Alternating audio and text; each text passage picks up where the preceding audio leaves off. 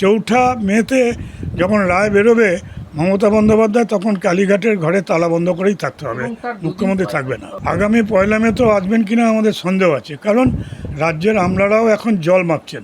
এই দেওয়ালে লেখন পরিষ্কার হয়ে গেছে এবং আগামীকাল যা ভোট হবে দুটো মিলিয়ে চৌঠা মে যে রায় বেরোবে তৃণমূল কংগ্রেস সরকারের পতন ঘটবে, ভারতীয় জনতা পার্টি ক্ষমতায় আসছেন। দুই বিচারপতি জাস্টিস সঞ্জয় কারোল এবং প্রশান্ত মিশ্র মহাশয় বললেন যে আজকে আমাদের কাছে ফাইলে স্ট্যাটাস রিপোর্টটাই আসেনি এবং পরিষ্কার আমরা দেখতে পাচ্ছি এখানে সুপ্রিম কোর্টের রায় অমান্য করা হয়েছে। ট্রাইব্যুনাল 2018-তে বলে দিয়েছিল যে দরকার পড়লে ইন সার্ভিস লোকদের প্রভিডেন্ট ফান্ডে রাখা যেতে পারে।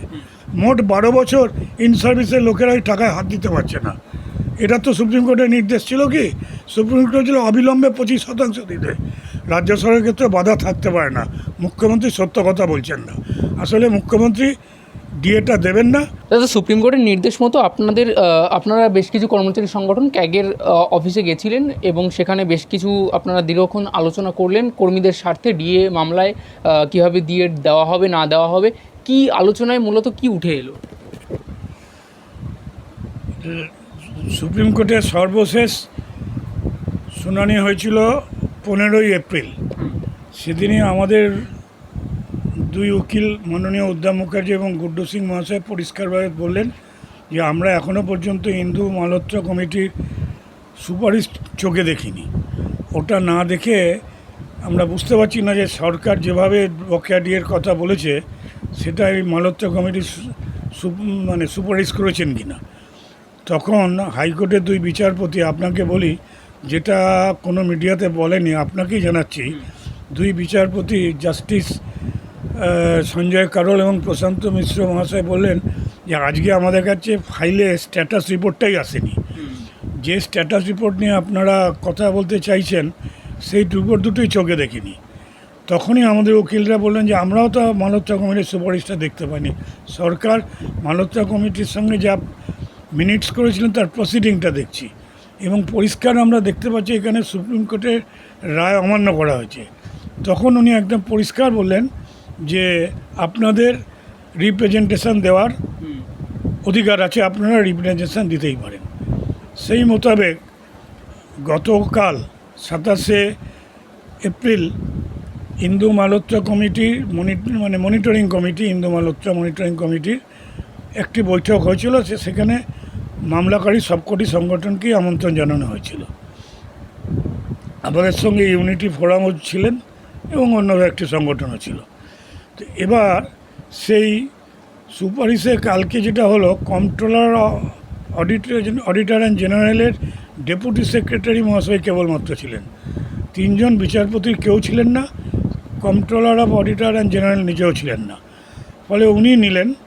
সেখানে আমাদের আইনজীবী গুড্ডু সিং মহাশয় এবং ইউনিটি ফোরামে আমাদেরই অ্যাডভোকেট রেকর্ড, তিনি ওই মামলাতেও যুক্ত আছেন, উদ্দাম মুখার্জি মহাশয় বক্তব্য রেখেছেন। আমরা আমাদের সাবমিশনটা রেখেছি। আমরা প্রথমেই বলেছি যে 141 মাসের দিয়ে দেওয়ার কথা বলা হয়েছে বকেয়া। সেখান থেকে কেবলমাত্র, যেটা আপনাদের আগেও বলেছিলাম, কেবলমাত্র 2016 থেকে 2019 4 বছর 48 মাসের বকেয়া ডিএর হিসাব করে দেওয়া হলো। এটা সুপ্রিম কোর্টের রায় বলা ছিল না। তখন ডেপুটি সেক্রেটারি মশাই বললেন যে আরে ওরা তো টাকাটা বেশি পেয়েছে কর্মচারীরা।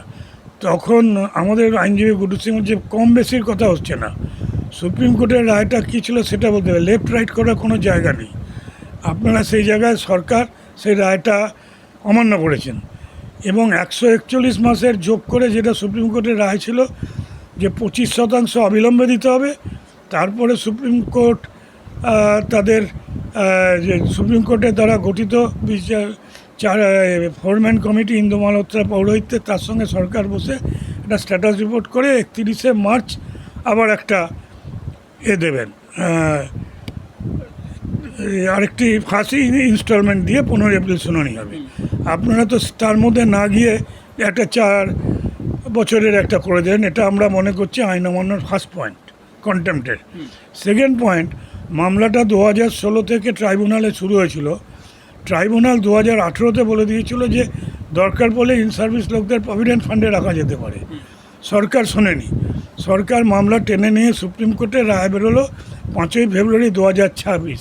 অর্থাৎ 10 বছর ধরে ইন সার্ভিসের লোকেরা, তারা কিন্তু 10 বছর ধরে মামলা করার পর এখন সরকার একটা রায় দিয়ে বলছেন যে আমি আরও 2 বছর ইন সার্ভিসে যারা গ্রুপ এ বিসি কর্মচারী আছেন তাদের আমরা প্রভিডেন্ট ফান্ডে রেখে দিচ্ছি বকেয়া টাকাটা, তাও ওই 4 বছরের, এবং 2 বছর লকিং থাকবে। তারা এই প্রভিডেন্ট ফান্ড থেকে এই বাবদ যে এরিয়ার বাবদ টাকাটা তুলতে পারবে না। তখন বললো যে এটা একটা কন্টেম্পটের দ্বিতীয় পয়েন্ট আপনাদের। তখন বলছে অনেক জায়গা রাজ্যে তো ডেপুটি সেক্রেটারি বলেন যে 3 মাস 6 মাসের মেয়াদে প্রভিডেন্ট ফান্ডে রাখা হয়। বলে এখানে 3 মাস 6 মাস কোথায়, কিন্তু 2 বছর আরও রাখা হচ্ছে। মোট 12 বছর ইন সার্ভিসের লোকেরা এই টাকায় হাত দিতে পারছে না। এটা তো সুপ্রিম কোর্টের নির্দেশ ছিল কি, সুপ্রিম কোর্ট ছিল অবিলম্বে 25% দিতে। তো অবিলম্বে 25% মানে তো আরও 2 বছর হতে পারে না, এবং তাও লকিং। অতএব এটা কন্টেম্পট অফ কোর্টে আরেকটা পয়েন্ট। থার্ড পয়েন্টে উনি আমাদের আইনজীবীরা বললেন, গুড্ডু সিং মহাশয়, এবং তাকে অনুমোদন দিলে সমর্থন করলেন উদ্দাম মুখার্জি মহাশয়। তিনি আবার ইউনিটি ফোরামের হয়েও দাঁড়িয়েছিলেন। তিনি দুজনেই বললেন যে ডিআরএস অ্যালাউন্সের হিসাবটা কী করলো, কোন দিন থেকে কোন ডিআরএস অ্যালাউন্স কত বেড়েছে, সেই ডেটটা, এফেক্টিভ ডেটটাই তো সরকার বলছে না। তাই আমাদের মনে হচ্ছে এই ক্যালকুলেশন ঠিক হয়নি। কর্মচারীরা, পেনশনভোগীরা, গ্রুপ ডি কর্মচারী যারা ব্যাংকে যাদের টাকা ঢুকেছে তারা কিন্তু আরও বেশি পাবে। এই আলোচনার পরে কোথাও কি একটু আশার আলো কি দেখতে পাচ্ছেন? এবার আশার আলো যেটা হলো, ডেপুটি সেক্রেটারি সব নোট করে নিয়ে বললেন হ্যাঁ দরকার পড়লে বছরে 2 বারও দিয়ে দেওয়া যেতে পারে, যেটা কেন্দ্রীয় সরকার দিচ্ছে। কারণ 6 মাস অন্তর, কারণ সরকার যেমন বাধ্য নয় দিতে, সুপ্রিম কোর্ট বলছে সরকার দিলেও তো অসুবিধা নেই, অর্থাৎ দিতে পারে, এমন একটি কথা ডেপুটি সেক্রেটারি বলেছেন। এই সুপ্রিম কোর্টের শেষ শুনানিতে রাজ্য সরকারের তরফ থেকে একটা নতুন স্কেলের কথা বলা হয়েছিল। অল ইন্ডিয়া কনজিউমার প্রাইস ছাড়াও রাজ্যের একটা স্কেলের কথা তারা উল্লেখ করেছিল। এই বিষয়ে কোনো কথা? হ্যাঁ, West Bengal CPI, WB CPI, সেটাকে আমরা পুরোপুরি নস্যাৎ করেছি। কারণ ওয়েস্ট বেঙ্গল, অস্তিত্ব আছে। হ্যাঁ, ওয়েস্ট বেঙ্গল সিপিআইয়ের কথা ট্রাইব্যুনাল জানতে চেয়েছিল, বলতে পারিনি। হাইকোর্ট জানতে চেয়েছিল তোমার কি বেসিস আছে সরকারকে, সরকার বলতে পারিনি। সুপ্রিম কোর্টে গিয়েও সরকার কিন্তু শুনানিতে, যখন শুনানি শেষ হয়ে গেছিলো তখনও পর্যন্ত WB সিপিআইয়ের গল্পটাই দেয়নি। এই গল্পটা দিল 5ই ফেব্রুয়ারির পর, যখন 31শে মার্চের আগে অর্ডার বার করে বকেয়া দিয়ে দেওয়ার ক্ষেত্রে WB সিপিআইয়ের হিসাবটাকে নিয়ে এলো। এবার না, ওখানে নয়, ওখানে WB সিপিআই করলো, ইন্দু মালত্য কমিটির প্রসিডিংয়ে WB সিপিআইয়ের কথা তুললো। সেটা আমরা বলেছি এর কোনো, আমরা এটাকে মানতেই পারছি না, কারণ সুপ্রিম কোর্ট পর্যন্ত WCPI বলা হয়নি, এর কোনো অস্তিত্বই নেই, এবং এটাকে আমরা গ্রাহ্যও করছি না। এই পয়েন্টটাও নোট করা হয়েছে। এর পরবর্তীতে এই যে কমিটির সঙ্গে আপনাদের আলোচনা হলো, এর পরবর্তী আলোচনার কোনো ডেট? হ্যাঁ, 1 মে, জাস্ট 2 দিন বাদে আবার 1 মে শুনানির একটা ডেট দিয়েছেন। সেদিন আবার আমাদের লিগ্যাল কাউন্সিল অর্থাৎ আইনজীবীরা অংশগ্রহণ করবেন, বক্তব্য রাখবেন, একই বক্তব্য হবে। আর নতুন করে কিছু বলার নেই, কালকে পুরোটাই বলা হয়েছে। এমনকি কলকাতার বুকে যারা কলকাতা মিউনিসিপ্যাল কর্পোরেশনে যারা পেনশনার রয়েছেন, যাদের পেনশনটা এজি বেঙ্গল থেকে হয়, তাদের আজও পর্যন্ত পেনশন হয়নি, সেটাও তুলে ধরা হয়েছে, এবং সেটাও নোট করেছেন ডেপুটি সেক্রেটারি। এটা এই যে কলকাতা কর্পোরেশনের এখানে যারা রয়েছেন তাদের এখনো পর্যন্ত ঢুকেনি, এটার কোনো বিশেষ কারণ কি আপনি লক্ষ্য? বিশেষ কারণের মধ্যে এজি বেঙ্গলের সঙ্গে সরকারের ক্যালকুলেশন করা নিয়ে এবং পেনশনভোগীদের বিস্তারিত জানার ব্যাপারে এজি বেঙ্গল জানতে চেয়েছিল, এবং এজি বেঙ্গল ব্যাংকেও যে ইনস্ট্রাকশন দিয়েছে, আমি 2-3টে ব্যাংকের সঙ্গে যোগাযোগ করেছিলাম, সে ব্যাংক কর্তৃপক্ষরা বলছেন আমাদের কাছে যে কোন যে কথাটা আমাদের আইনজীবী গুড্ডু সিং কালকে বলেছেন, এই বকেয়া ডিএটা আমার করতে গেলে তো কোন সময় কোন ডিএটা এআইসিপিআই ধরে হয়েছে সেটা বলতে হবে, তো তা নাহলে আমরা ক্যালকুলেশনটা করবো কোত্থেকে।